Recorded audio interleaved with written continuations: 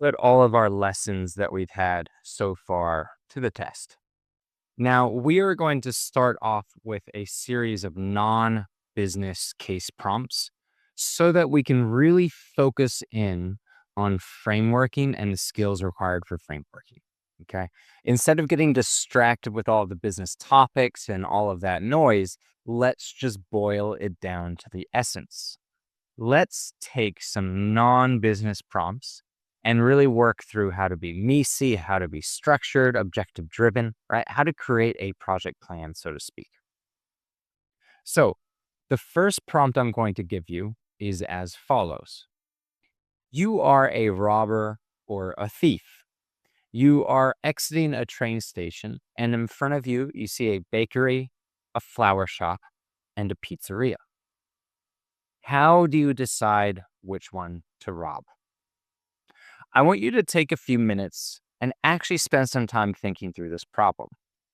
Think about what your high level buckets are going to be. Make sure you sort of have that why statement, right? We know why that bucket exists.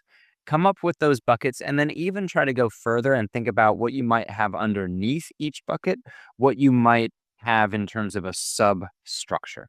Okay.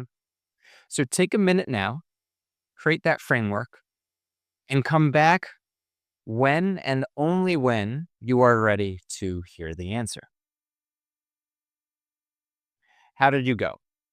Well, let's find out. Here is one potential answer to the question. Remember, we're trying to figure out which store we should rob. In order to do that, first of all, we need to figure out which store has the most accessible money. Ultimately, we're going to want to rob a place that has a good amount of cash on hand. Secondly, we want to figure out which store has the highest probability of a successful robbery. This is really the same thing as saying the highest probability of succeeding, of not getting caught, trying to reduce our risk, right? We could look at this bucket in a couple of different ways, but fundamentally, it is the highest probability of a successful robbery. Now, what's really important here is not just money, but most money and most accessible money, right? What's important on the right hand side is not just risk or not just security or not just, technology or the people around, but what is the highest probability of a successful robbery, right? Here we are being truly objective driven. Now, what could I talk about underneath? Well, for the most successful money, we could look at the number of customers that come into each store, how much they spend on average, the percent that use cash, and then how frequently these stores empty their cash registers. This should give us a good idea as to which store has the most money on hand. In terms of the highest probability of a successful robbery, well, we could look at what is the ease of entering this shop, right? How easy is it to rob in the beginning stages? Then we can look at the ease of the robbery itself, right? The actual execution of things, grabbing the money, etc. And then we can look at the ease of exit or escape, right? What are the probabilities of each of these succeeding? Now, an alternative answer could be really the same on the left-hand side, but actually on the right-hand side, we could have people, right? Technology and location and geography. So for people, we're saying, what are the odds of the people trying to resist us, and what is the likelihood that they'll be successful in that? What sort of technology is across these stores, and how much can that technology or security presence prevent us, right? And then sort of location and geography, right? What is the layout of these stores? How close are they to the police station? How close are they to my getaway car, et cetera, right? What location or geographical features might help or hurt me, right?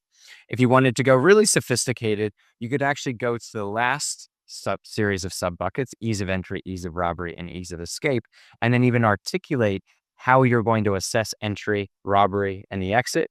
And you would assess those across people, technology, and location/geography. It's really important to note here, right? You're not supposed to just list out words, right? Yes, that's what we have here in terms of our writing down of items, but when we actually articulate, we need that plan of attack. We need to say, hey, how is what we're going to look at going to help us? Now, if you had something different to this, it's possible that, you weren't being objective driven enough, that you weren't kind of thinking of these things in a structured way. But it's also possible that, you didn't quite get the actual question right or the prompt right. What's really important for this prompt is being clear on our objective. So let's talk really quickly about what clarifying questions could have been asked to help us further, flesh out this framework. So we should have or could have asked, what am I actually trying to rob, right? If I'm trying to rob items themselves, or if I'm trying to rob just money, that changes how I actually structure this problem. Additionally, if I'm, trying to rob people as well as the store itself, this again changes how I structure my framework. Additionally, we would want to clarify our goal, right? If our goal is to just get a lot of money, well, of course, then we're trying to reduce our risk of getting caught. Same thing with family, right? But if our goal is to have fun, right? Like we're an adrenaline junkie. We like just kind of the thrill of the chase. Well, then, our second bucket and our first bucket actually have to be quite different. So for this prompt, nothing is more important than being clear on the objective. And these would be very good questions to ask. Now, what about asking something like, do I have a weapon, right? Do I have a knife or a gun? Is this going to help me? Or even tools, right? Cutters to cut fences, or, a lockpick or something like that. Not relevant, right? It's not going to affect the fact that we have to assess the probability of success, and that basically our weapons or tools are going to be the counter to people, the counter to technology, and the counter to the location. So asking if I have a weapon is actually just trying to solve the problem already, and is asking for something too narrow. It's not going to affect our scope. What about time of day? Same thing. If it's nighttime, it's nighttime. If it's daytime, it's daytime. Do we want to consider that as part of our risk? For sure. Absolutely. Does that affect how much cash the stores have on hand? Absolutely. But that's part of the analysis.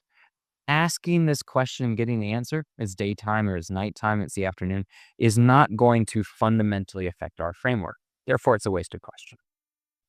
What about where is each store? Right? Where are they located? Are they close to, certain things? Same thing, right?